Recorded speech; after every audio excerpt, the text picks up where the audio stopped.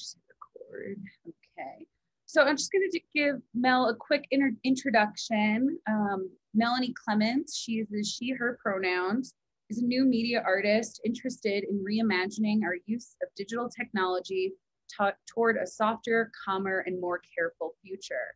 She makes videos, net art, installations, 3D printed sculpture, and VR experiences and performances. In addition to national and international gallery and museum work, Clemmons toured with Pussy Riot, performing live during their first North American tour, and has collaborated on several of their music videos. Along with Zach Lloyd, she makes video performance and installation collaborations as Clemmons and Lloyd. She is an assistant professor of digital and hybrid media at SMU in Dallas, Texas. So let's all give a nice warm welcome for Melanie, and I'll let you take over. Cool, all right, I'm gonna share my screen and just get situated here just a second. So give me a little bit. And are you guys seeing my slides? Okay, sick. All right, so a couple of things to get started. So just to give you a little roadmap of where we're going, I'm gonna do a little bit of a timeline and then talk about like the larger idea that fits into like charge and some of the other work that I do. Sorry, somebody is calling me. And then, yeah, then I'll talk a little bit more about like charge. So on the slide here, I have two little things that I want to bring up. One is that ever since the storms in Texas a couple of weeks ago, or maybe a year ago, who could tell with time? I don't remember how long ago that was. My internet connection has been pretty poor, so I apologize if it's laggy, but if it gets like unbearable, please let me know and I'll like try to stop it and reconfigure. I also have the symbol for neurodiversity here. It's just something that I like to represent whenever I go to do talks because I am a neurodivergent person, and I like to mention it for representation, but also because I think it helps people to understand sometimes the like circuitous like ways that I talk about stuff. So just like to put it out there to say that, you know, if you're kind of wondering what's going on, maybe it's just that I just think a little bit differently. I also like to always mention that I have an anxiety disorder. I'm laughing so hard because I realize that it's kind of unusual for somebody to mention that, but I like to mention it because sometimes I think people are worried about my well-being. I promise I'm fine. I'm just not the best at remembering to breathe properly. But we'll get through everything okay, I promise. Okay, so I'm gonna start off with this slide. So this is a screenshot actually to gift from my favorite game of all time. It's called Loom, and the gameplay in Loom is very different. So at this time, point and click adventure games were pretty limited. It was just like you had text that you clicked on and maybe a couple of different icons that you're moving around. But for Loom, the gameplay was that instead of having like text that you're working with, you have this like staff that's actually a magic wand. And as you play through the game, you learn different spells that unlock different things in the game. I was obsessed with this game when I was a kid. It's beautiful to me. It's so interesting, like that different kind of gameplay. And then also I should mention that, you know, that like I'm of the like an age or generation, if you will, that we had like a family computer, and I have kind of a larger family. So you had to like, you know, like really fight to get the opportunity to spend time on it, or at least I did. And so for me, my early experiences with the computer were all like fantasy based, like this. The computer to me was like a portal to like these beautiful worlds that, you know, really opened up my imagination. And yeah, it took me away from what I was normally doing, which is just kind of like catching tadpoles and running around in like the country, basically. So that's just, we'll come back to that, but I just like to show that like right off the bat.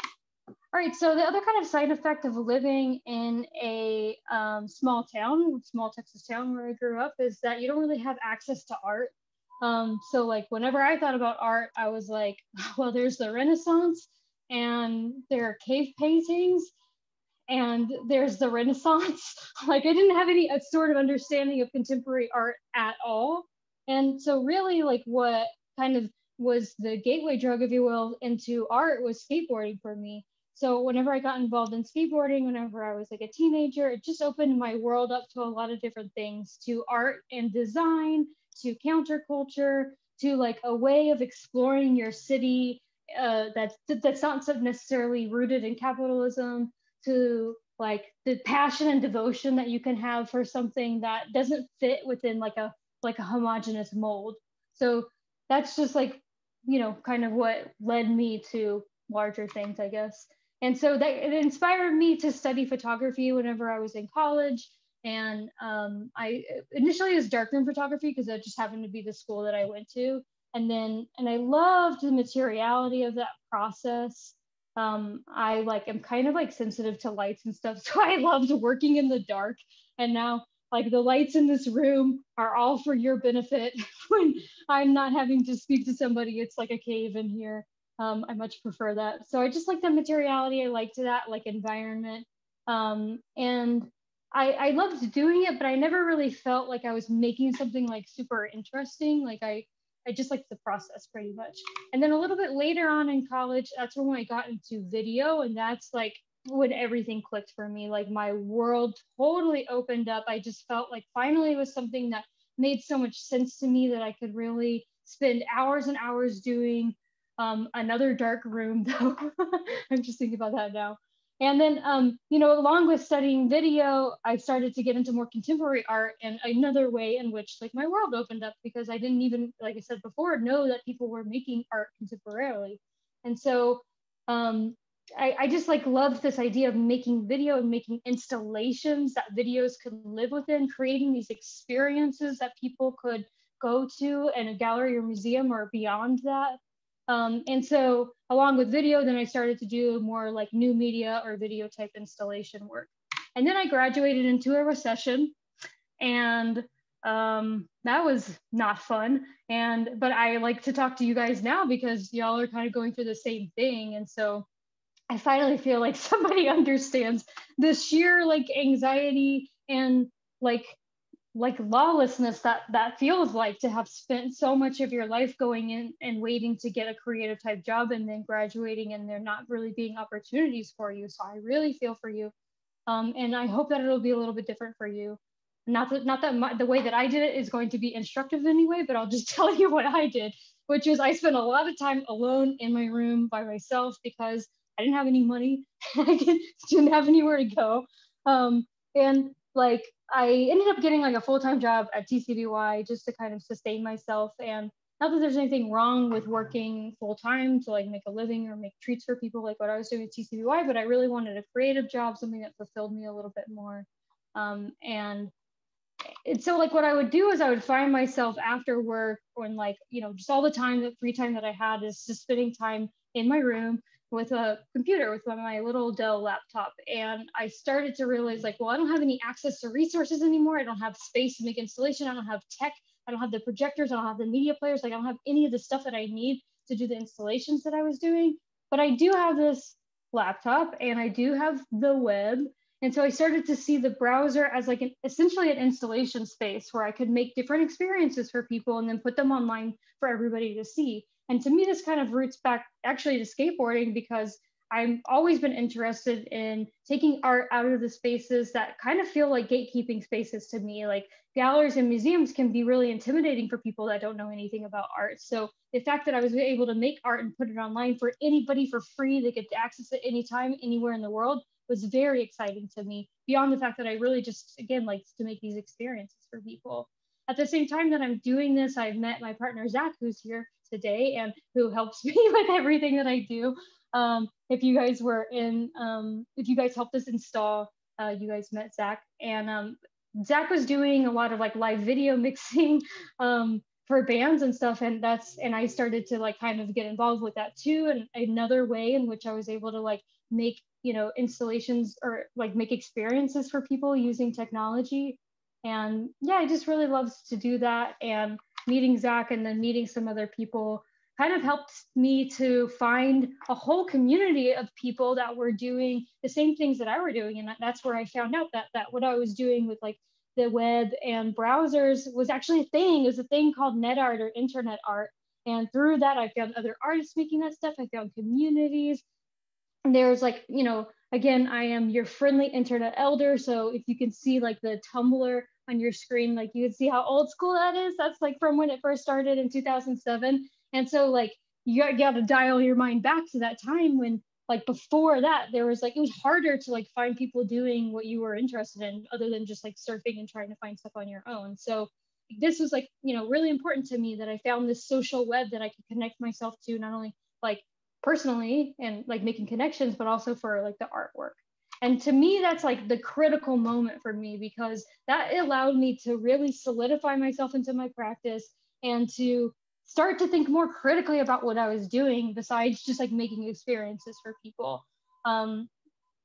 And like the way that I kind of approach, so like, right, so I'm solidifying my practice and I'm starting to think more critically. And so I'm starting to become more aware of like my process, if you will. And the way that I approach art is kind of like, I kind of see it more like the way that like a wildlife biologist or someone like observes nature. I'm on the web all the time. I'm always like taking screenshots, taking notes, and jumping in and out of different communities, like just seeing what's going on, finding the things that I'm interested in, and yeah, just taking notes. And so basically what I was like, one of the big things that concerns us today with like charge that I was super interested in is this like conglomeration of like witches on the internet.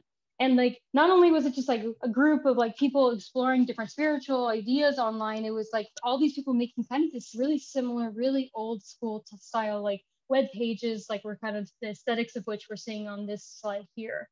And so basically like, I started to think about this and I was like, well, it's Loom, Loom that I love so much. It's coming back full circle for me, but it's also something a little deeper. It's like, what does it mean for people to be exploring spirituality on the web? I also kind of go back in my mind to like that small town aspect where you don't really have access to things outside of your initial community that aren't really homogenous in nature. At least that was my personal experience. And so I was like, okay, that's kind of cool. Like maybe that's where that like witch thing is coming in. But then when I really started to dig in and think more deeply and critically about why I was interested in these at all, it's like because I started to realize like, oh, I'm really what I'm interested in. It's not just like witches. It's like I'm interested in this kissing at the intersection of art, technology, and magic or spirituality. And so to me, like what that meant is that I was like, oh, there's like this real similarity between all of these things. And that's that. And I'm going to read from my notes because past me is smarter than present me. So hold on one second. I'm reading that art, digital new age, and spirituality, and cyber and virtual spaces of digital technology all exist within an imaginative space, but with a physical body or an art object or an installation for art, crystals and candles or talisman for like, you know, spirituality type things. And then like hardware of a computer, data cables of the web, all for like the digital technology side. So it's just like this everything exists in the imagination space, but has this like physical hardware body. And then we also put our like thoughts, our desires, our pain, our memories into these imaginary spaces. We put our intentions, our hopes, our ideas, and they all play out into an interpretive experience that we have when we're experiencing art, engaging in spiritual practice, and using technology. So to me, like all that I wrote to you is really like the basis of like the type of work that I've been making lately and that I'm really, really interested in. It's just like, again, the kissing at the intersection of art, tech, and spirituality. So Loom comes back, like I just showed you guys. I mean, it's just such a perfect example of those three things. Art being like the really, like, it's not, I mean, you can see it a little bit in this GIF, but like, if you play the game, which you can because there's emulators, it's just a beautiful game. Like the color palette, the way that it changes throughout the game, the way that like, I don't know, it's so beautiful. So art, and then the spirituality side of it being like that whole gameplay. So I will stop talking to y'all about Loom and move on because I could really sit here and talk about it all day. So I'm going to move on. Okay, so I've come up with this idea. I'm starting to think about all these three things existing together, and I'm wanting to make more work about them. So one of the first artworks that I made that's like kind of in this world is this kind of homage to the like earlier witch websites, which is Internet Magic Network. It was all of these spells that I was performing with a green screen, and then I put myself into different parts of Second Life. it's a little bit older now, so you guys may not have even heard of it or be aware of it, but Second Life was like a virtual world that you could do like all kinds of things, and it was so cool and fun. RIP, so RIP, because it was just such a good time. But basically, like the background that you're kind of seeing of like where I'm sitting like on a little rug is that virtual world that people were able to make. And just like a side note, it had its own currency. Like there's people whose whole actual jobs existed inside of Second Life. It was the coolest thing ever.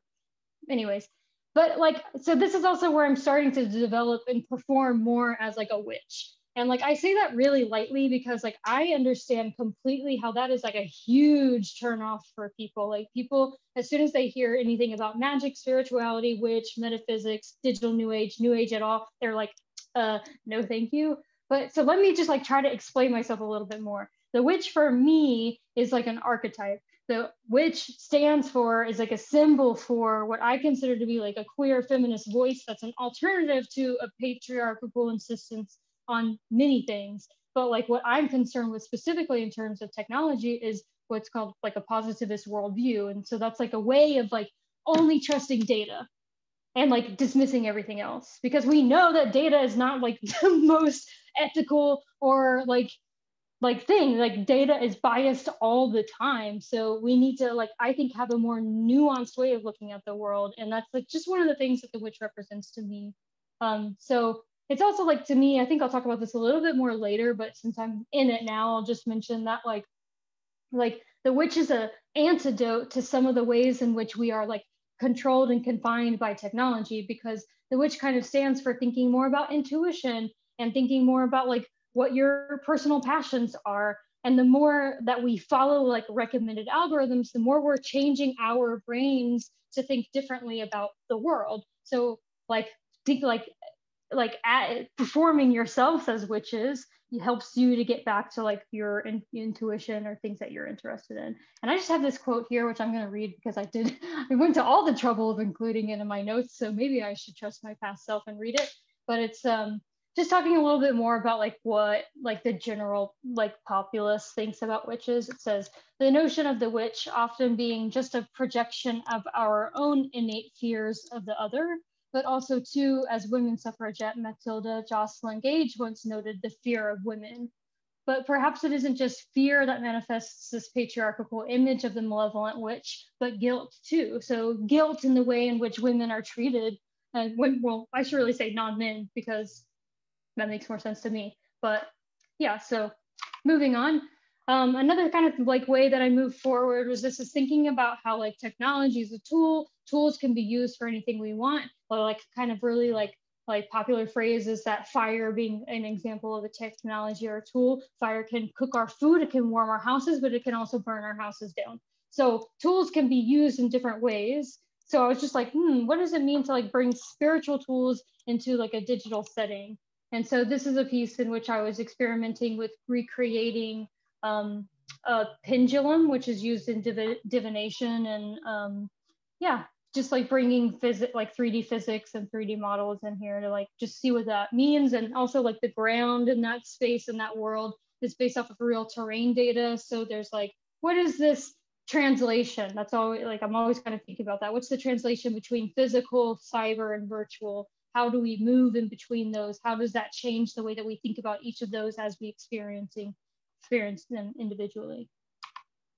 So this is like kind of where like those are kind of earlier works, and then we get to now, which is where people are like, we're finally so much more aware of like all of what I call like the technological ills. So these are like really negative things that are happening in tech that we weren't aware of until recently.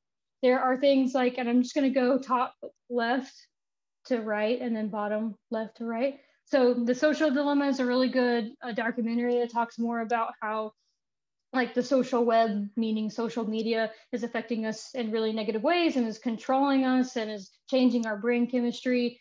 The middle one is Coded Bias, an excellent documentary about the ways in which data is really biased. And there's a huge lack of diversity in Silicon Valley, which has so many tendrils and effects into different parts of life, from getting jobs to getting houses to like all kinds of things. And then the rightmost one is just, yeah, talking more. It's like, that's an image from this really popular article about like the lack of diversity in Silicon Valley. The bottom left one is something that I think not enough people are talking about, but content moderators for large social webs are like, it's a horrifying industry. There's many human rights violations, not only in the US, but in the entire world. And so I implore you to look that up. There's a really great article by Casey Newton. It's actually two of them. But it's just like, you know, how are we, like, the ways in which we are not seeing all these negative effects, like they all pile on to content moderators. The centermost one on the bottom is surveillance capitalism, something that I have a personal vendetta against, because for artists, this to me is the most egregious one. Surveillance capitalism is responsible for recommended algorithms. And the more that, again, that we are following and like our world is being shaped by recommended algorithms, which are based on who's making the most money, which are based on clicks, they're based on advertising, the more that like our society and then our minds become shaped by someone else's will to make money. So there's that book by Shoshana Zuboff is like a huge tome of a book, and it was like there's like more and more interesting things like coming out with it, but basically that's like one of the things that I really dislike. And then the rightmost one is Rabbit Hole. It's a podcast series from the New York Times that talks about how like that recommended algorithm, like one of the negative things about it that I just talked to you about is the way that it changes our minds, but that podcast shows you how somebody can be radicalized very easily based off of the recommended algorithms. How long have I been talking? 20 like 20 minutes. You're good. Okay, we're halfway through. If you're getting bored of me, there's only half more.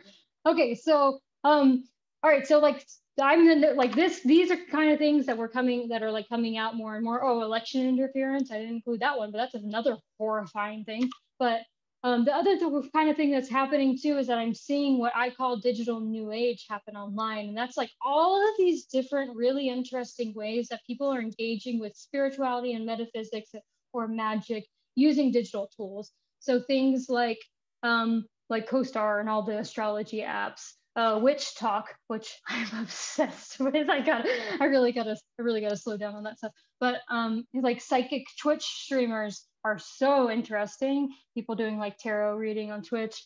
The emoji spells, which we'll come back to in a big way in just a little bit. And then like, yeah, all the like live streaming YouTube ways in which we can like make our lives better, and like the way that crystals are being commodified and sold online through different like spiritual influencers, which fascinating. Can't wait to make work about that. But so like basically I'm noticing all that kind of newer stuff coming out. Oh, thank you. Where did I gotta, someone's trying to hurry me. The algorithms can hear me. I'm just kidding. All right, so I made another body of work prior to Likes Charge that I think is like kind of important in like setting up Likes Charge, and that's virtual healing. So this is where I'm thinking more about like how we can use these same tools, not for ill, like we've seen previously, but for positive things. Like how can we use these tools instead for healing? So this is like some of the things that I did with virtual healings, like a VR Reiki healing experience. And then this is like kind of where I started to make like the 3D printed healing crystals, which I'll talk more about in just a little bit. It kind of brings us to Likes Charge. So Likes Charge, the name of it comes from something I noticed on Tumblr, which are emoji spells. The like phrase that Likes Charge comes from is Likes Charge, Reblogs Cast. And I was just like obsessed with this. It's so interesting to me because people were putting these emojis together and then telling their other followers, other users, like, hey, if you like my post, then that helps to charge this spell, this intention that I put out there into the world. And if you reblock it, you're casting it for yourself. I love it. I think it's fascinating. I love just the way that the phrase Likes Charge kind of encapsulates all these things that I'm interested in. But just like a side note, people, witches hate emoji spells. People are mad at it because they think it's like not real enough. But I think it's like another good example of like how technology, how like people can interpret magic and spirituality over time in different ways. Like, anyways, that's such an aside. So I'm gonna move on. But basically, I was like, as I was developing Likes Charge, I was thinking about like the cycle of like spell work. which is like you're observing things in the world, observing something that you want to change, you're identifying it, you're setting the intention for the way that you want something to change. You're then reflecting on how your life may change, and like you're recharging yourself through that. This isn't like a fully formed concept. It's just like some of the ideas that I was thinking about that I wanted to include in like charge. And that's like where the initial like plan came from. So basically, whenever you do any sort of like spell work, you cast a magic circle, and that means you invoke different elements that kind of creates a circle of protection and amplification for any kind of energy that you're putting into that space. I think magic circles are fascinating in terms of art, tech, and spirituality, because in tech, there's actually a thing called a magic circle. In video gaming, it's like a space, and I have the quote here, that a magic circle is one of the ways in which a game is delineated from what is outside the game. So sometimes magic circles are like save points, health points, like places that you can take a break. Sometimes magic circles are places where you learn a skill, and then outside of that magic circle, you get that. So it's just like really fascinating similarity between those two things. And then like to put the little modem down in the bottom, because I'm thinking about the magic circle of the web. So like previous to, I want to say like 2008, people were still very largely like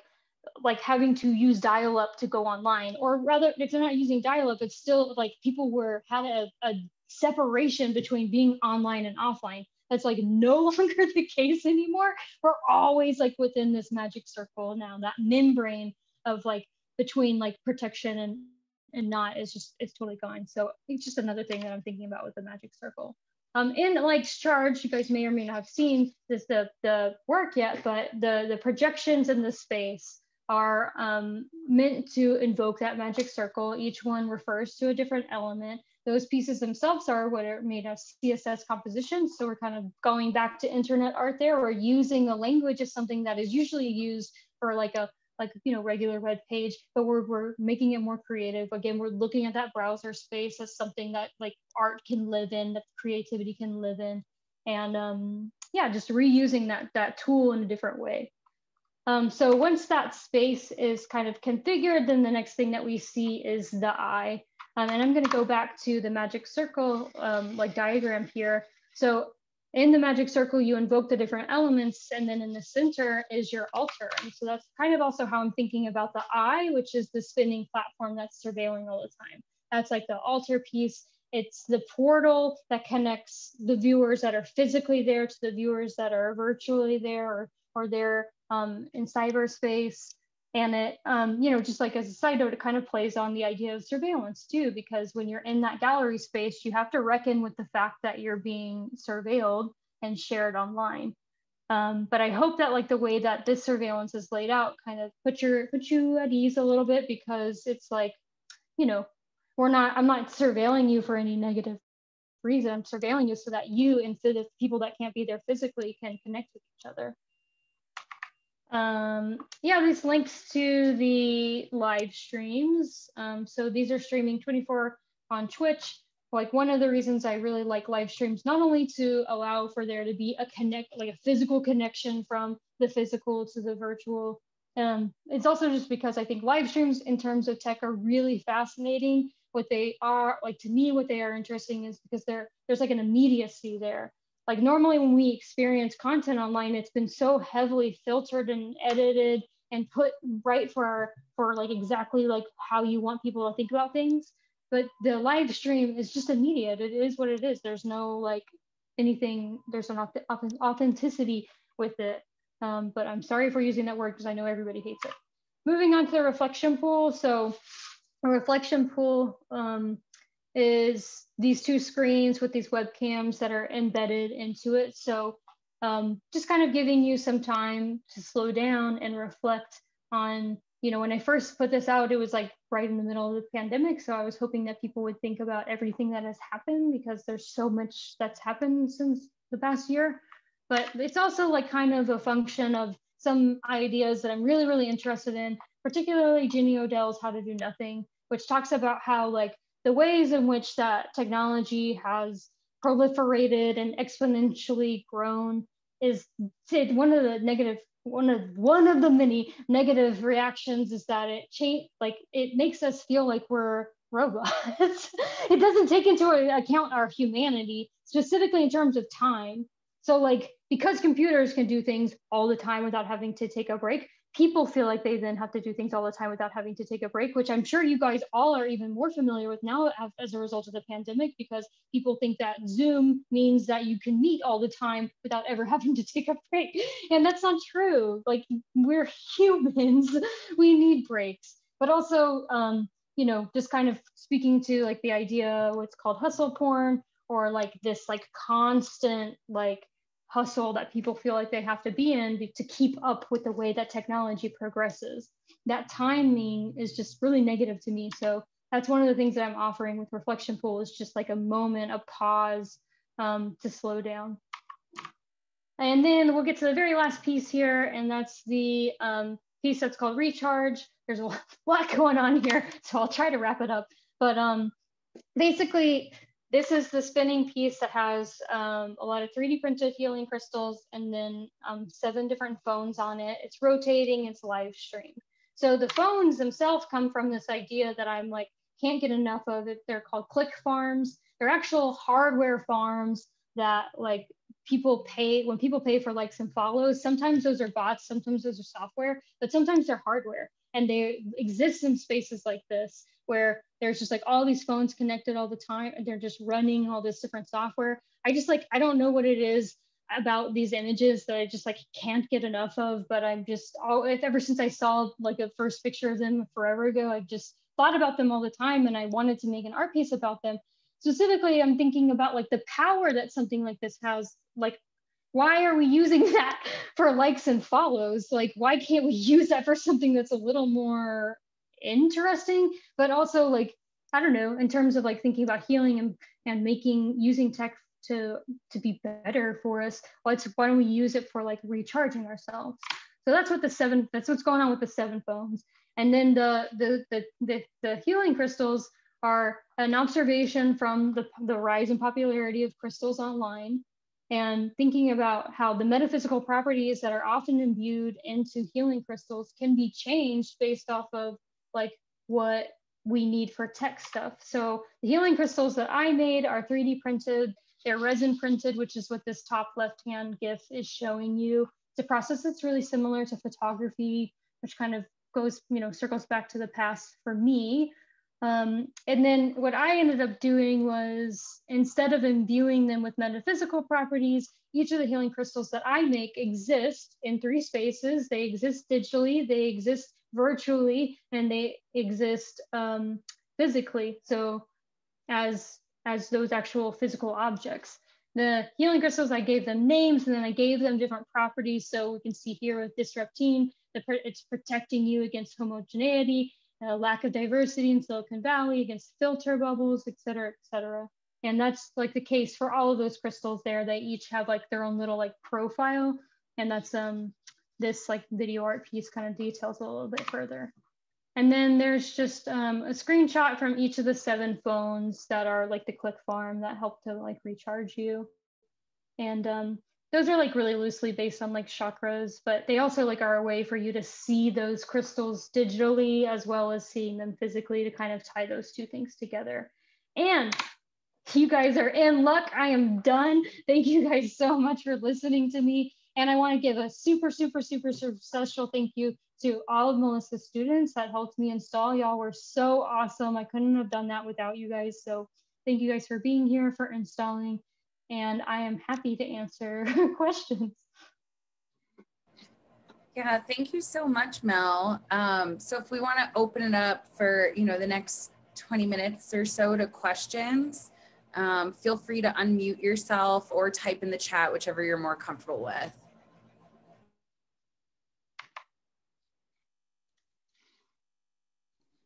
I have a question. Oh, yes.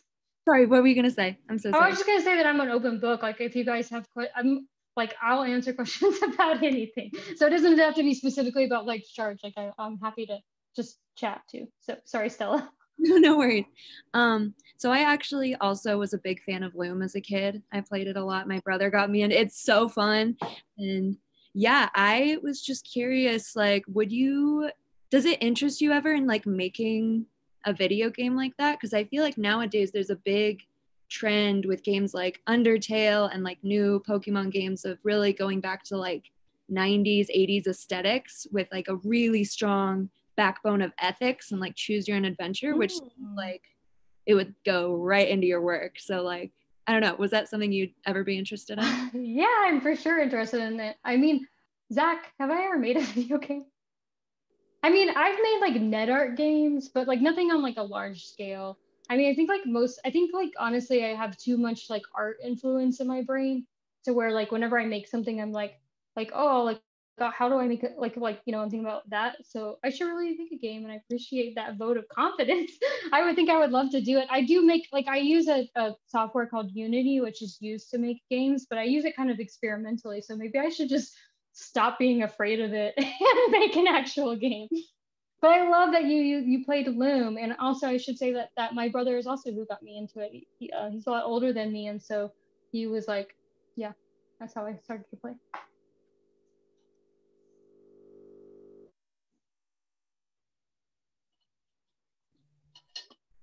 I actually have a question.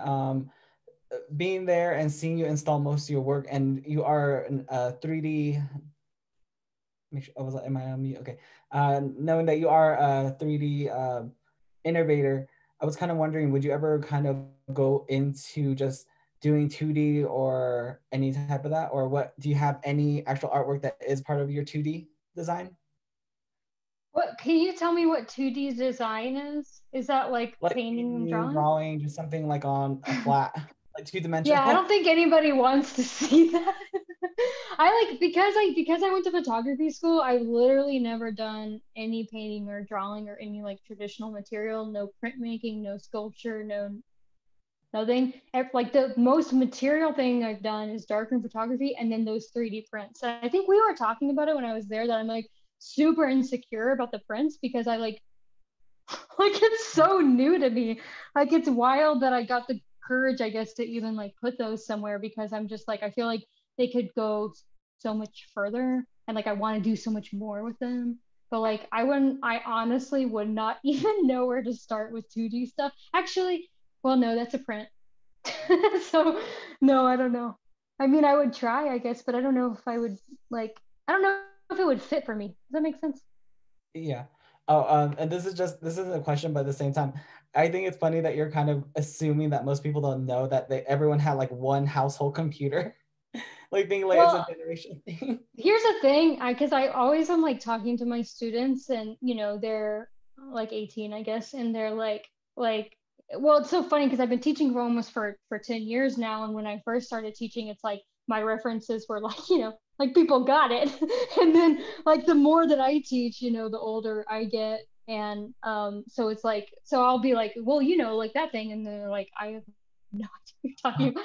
So like I always play the dial-up sound because I'm like, this sound is so culturally relevant. Like it means, it's a sound, right? But it means so much to so many people. And like so many of my students had like never heard of it. But like I appreciate knowing that you had a family computer too. It's also like, because it's interesting, like my age, and I think it's just also being like a small town, like like Zach, for example, we're like basically the same age. And like he grew up in a space where I think there's probably more funding for education. And so like they had like computer labs. Like we had one computer like for our whole school. And like, you know, if you like were good, you got to like play on Encarta for an hour. Just like an encyclopedia like CD thing. So like I think it's just, you know, different like stuff, but it's interesting to know that y'all still have had the experience of like one computer, because it's wild too if you think back. Like it changed so fast. That's the other thing that I don't think I mentioned, is that like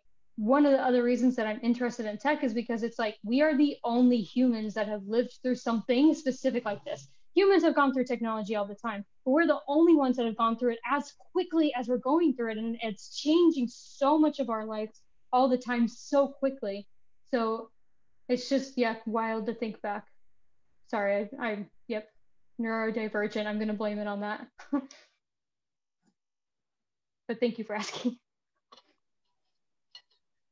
I have a question. What kind of classes do you teach? I teach I teach in the smaller schools, so I'm like the only one in my like digital area. And so I teach like art, like digital art basically, but then sometimes I teach like the required courses, which are like foundations courses, which I always sneak in digital stuff because again, I do not know how to draw or how to teach drawing in any way. And then like another class I teach is like a kind of like a gallery class, but not as cool as the one that Melissa teaches. Mine's just like I go to different galleries in the area and stuff. But yeah, I think those are the classes I teach, like digital art classes mostly. So did you say that you use Unity, that program mostly to make most of your art, or are there other programs that you use? Yeah, great question. I use like a lot of different programs. So I use like the Creative Cloud, Photoshop, mostly Premiere, After Effects. I use some VJ software, which is like live visual software. The particular one that I use is Module 8. Sometimes I dip into VDMX. Sometimes we'll do like video projection tools stuff. I use Unity, trying to get more into Unreal, which is another game engine. I do some coding. I use Blender because I like freeware. I'm like, Zach, what else do I use? I don't know. I think that covers it. A lot of things. Yeah, I like to use stuff, I think, experimentally. So like, I mean, like, I don't think I use them like exactly how like those things are supposed to be used. I think that like as an artist, I'm always kind of approaching things, and this isn't true for everybody, but for me as an artist, I approach things kind of like concept first. So I like think about the ideas and then I approach like the process. Like when I would love to have more time and just play around in the software, but mostly like these days I've been really fortunate enough to be so busy that I like approach stuff that way. But yeah, I like to like go in between stuff a lot. I think that that's like a useful thing for people to try out, is to like, don't think about software as like a beginning and an end. Just think about it as all part of this one kind of like neural system that you can dip in and out of and bring stuff back and forth to. So yeah, thanks for asking. So Parker just asked in the chat, how do you feel about tech advancing so much that we could get a computer installed in our brain? Do you think this can relate to your art? I think definitely can relate to my art, but I'm slower than a computer, so I need to think about it more. But I mean, like, yeah, that's, I mean, all that kind of stuff, all that kind of like, also Parker, I remember you. I like the, like Neuralink, I think is, probably the main one.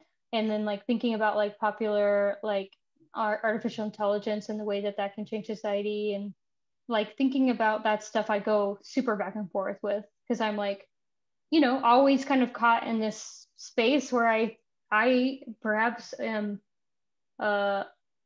like naively optimistic that I think technology can be used for a lot of good, but I mean, it's always good. It's always going to be a spectrum.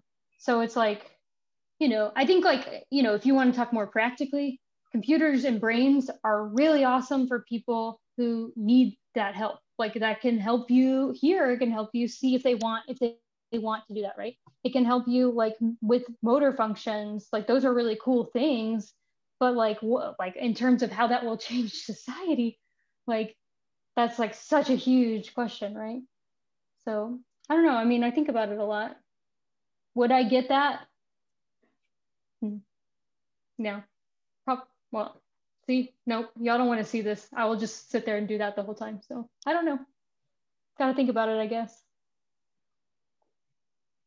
Yeah. Yeah, Richard Valentine here. I was at Hi, your, Richard. Yeah, we met, I was there for a few minutes when you were installing on a Saturday. Say two questions. When you see a skateboard, do you suddenly begin to tingle and think all about art again when you see a skateboard? And then secondly, how often do you have to go to a reflection pool to sort of recharge and take a break? Oh, I should go way more often than I do. I mean, honestly, with like pandemic and like virtual teaching, like I don't even want to start talking about it because I'll probably start crying because I'm exhausted. I'm like so burnt out, and I'm just like doing whatever I can, chugging energy drinks, like sleeping 3 hours. Like I'm just trying my best to keep going. And I think like that is not good for anybody.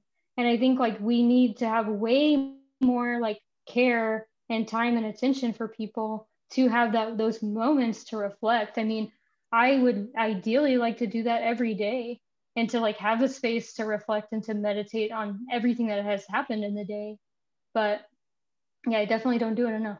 And I think for people that are making things that can affect society, so I think for like Silicon Valley people, I think that they mandatory need to reflect every 30 minutes. No, I'm just kidding. But like they need to, they need to think a lot more. They need to reflect a lot more. And then to answer your first question, I think when I see a skateboard, I just think about pain and scars. No, I mean, I haven't skateboarded in a long time. I really miss it. I think it's like, again, like thinking about the ways in which like skateboarding opens up like your city for exploration. I'm like I wish I could do that more. Yeah. Good answers. Thanks very much. Oh, thanks, Richard. It's good to see you again. I feel like our recent reflection pools have been our little Zoom squares of ourselves and our mirror every now and then in the morning. That's a good point. Yeah. I mean, yeah, what does it mean to reflect just looking at your own reflection? That's kind of interesting. Like, does that take us back to Narcissus? Are we then like empty-minded? Like, what does that mean? That's so interesting. Like, yeah, that's such a good point though. Sumi, is like, what other reflection pools do we have? Looking in the mirror, brushing your teeth, yeah? Like, I also wanted to make a comment on your piece reflection pool. I thought it was really interesting that you still managed to like play on motifs of nostalgia, because like a lot of your digital work kind of plays with the kind of nostalgic aesthetics of like a different internet space from a different decade. And you also decided to use those kind of glass cubes that like I really haven't seen in a while, unless like you were inside like an indoor pool, and that's like kind of known as like a social space. And I think that plays with like the notions of inside and outside that we're seeing a lot with Zoom culture, with like our rooms becoming public spaces, as like everyone on Zoom has to like be in our room also. And we're like also working in our rooms, which are usually private spaces, but yeah. Oh, that's such a good observation. Yeah, it's funny. I have like flashbacks to grad school where people are like, so this is just about nostalgia, right? I'm like, no, not that that's what you're saying, but I'm just reminded. Anytime someone says nostalgia, I'm like triggered, I guess. But you bringing that up gives me like a really good opportunity to talk about this really cool thing called the vernacular of the web, which is an idea from this net artist that I love so much. Her name is Lealina. That's not how you spell it, but you'll find it if you just search that. But she has like these essays where she refers to like the aesthetics. So like, I mean, even on my presentation, like all those GIFs are from a very specific time. And it's not just like nostalgia or aesthetic that has me use that. It's because it's indicative of and symbolic of like the ideas of the web at that time, which is like a much more free internet, a less commodified internet, a less surveilled internet, like one in which like you can access like people, like it really speaks to the communication stuff. So, but like the glass cubes, which our friend Paul Miller dubbed the wealth cubes, because people like in the 80s, people use them in their homes, but they're like really expensive. Right. So if you like go buy a house that has like a wall of wealth cubes, you're like, ooh, these people are well. But like that's so interesting to think about them as like public-private spaces too, as like, or like even as them being glass brick that you're like looking through and it's obfuscated. Like that's good observation. It's almost like you're a curator or something. Also, side note, Melanie was like the most incredible professor I ever had, and I'm so happy to be here. Thank you. I'm like, oh, it's too much. I'm looking at Ciara's. I think the art we make can also be really good reflection pools of ourselves. Ooh, that is a good point. I'm really introverted, so it's difficult to express myself verbally, but I think my art reflects parts of me that are conscious and subconscious. That is such a good point. such a good point. And I mean, I relate to you. I may not seem very introverted in this talk because like anytime I have to do like talks, I'm like for sure putting on a persona. Like I said, my you know, ideal is like to just be in a dark room, like with my laptop, like the little puppy, never speaking. So like yeah, I just definitely relate. I think that that's like the art that I make is like what in some ways gives me confidence to have like even this persona, because it like says what I need to say. And yeah, I guess is a reflection of me too. Thank you so much for that really insightful thought.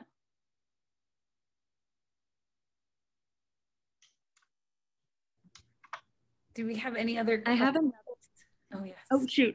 Sorry. I don't want to like, if anyone else has a question, I already asked one. So I don't want to like,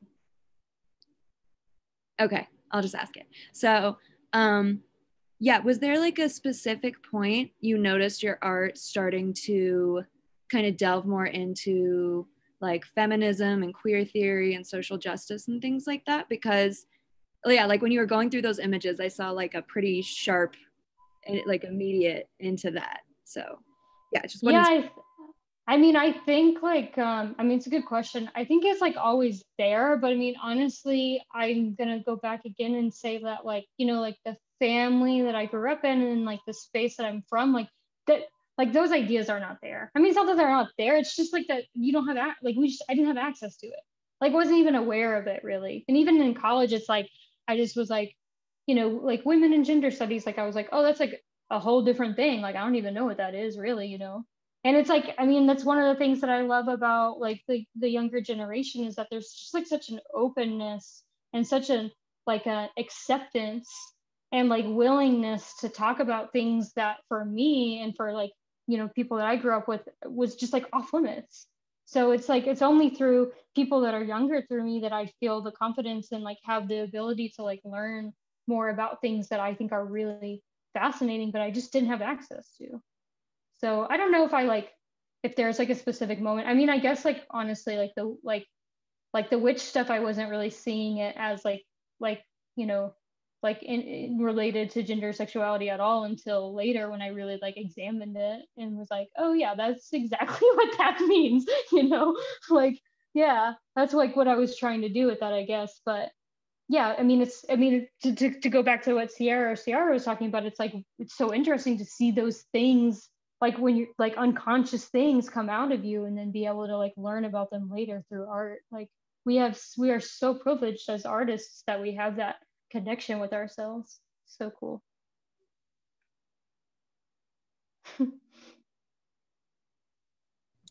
Yeah, I'll try one more, please, Melanie. Where do you think your spirituality comes from that you integrate with the physical and the fiber and the virtual? Does it come from a walk in the park with your dog or half an hour at a church or where?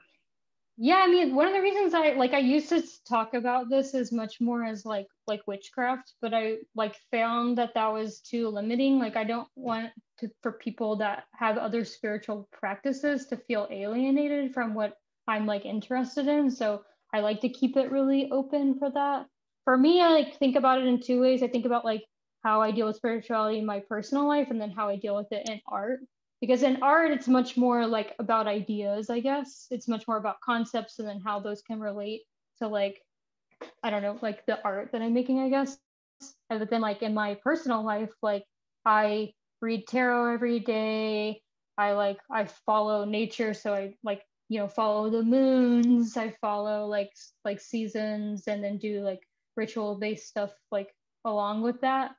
But like, you know, I even hesitate to say that because like I said, like I've talked about this before in talks and people immediately dismiss me because they're like, oh, you can't, like you can't possibly say anything interesting because you like clearly don't believe in science. And I'm just like, that's so like what a limiting belief to have, to not listen to people that not I'm not saying that that's what you're doing, you know. I'm just saying like, you know, I like it's only recently that I feel more comfortable to talk about stuff like that. So I'm glad that you asked because yeah, I definitely think about it in those two ways, like what I do personally and then what I do in art. I don't know if that like fully answers your question, but yeah, like day to day, I read tarot.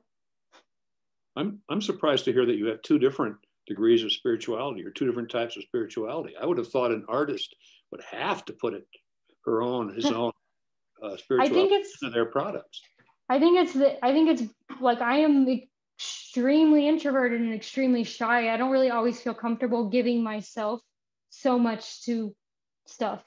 So like I always have a separation for me. Like, but it's like so funny too to think about like realizing things in art. So like it's like it wasn't until again that I was older that I realized like, oh yeah, like there are artists that specifically make work about their personal lives. Like that's their material. And I think that's fascinating. I don't think I would ever, like, it's just not a comfort level for me because I need to have some separation so that I'm protecting myself because I'm very vulnerable and I, want to protect myself. Interesting answers. Thanks very much. Oh, thanks, Richard. Does anyone else have any questions? Yeah. I have a quick question. So the little like GIFs and animations in your presentation, did you make them yourself? No, those are sourced. So there's this archive. It's called GIF Cities, and it's an archive of a lot of the GIFs that were used on like GeoCities or other personal web pages.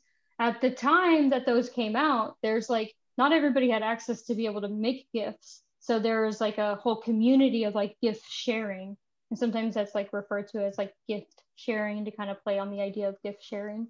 And so like now I definitely talk to more people and they're like very strongly like, not comfortable with people using things that other people have made.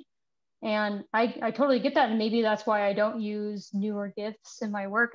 I'm using from the community that kind of sharing was really like okay with everybody. I'm putting my email and my Instagram in the chat. So you guys, if you think of anything else you want to reach out to me, I'm like always happy to talk to people. It's such a privilege that I get to share my work with you all and get to talk to you guys. So thank you guys so much for like your thoughts and your attention today, especially on Zoom. Super hard to do now. So just wanted to share that in case you wanted to reach out and talk later. I'm open to that. Yeah, thank you so much, Melanie. Thanks everyone for spending your lunch hour with us. Really exciting to see and hear you talk about this more. So thank you all. Yeah, thanks, Mel. Thanks, everybody. Y'all Come back to Durango. Thank you. Yeah, so Mel and Zach. I'd love to. It's beautiful. Mel and Zach will be here next weekend deinstalling. Not this upcoming weekend, the weekend after. Yeah, feel free to stop by if you want to say hi. All right. I have class. I gotta go.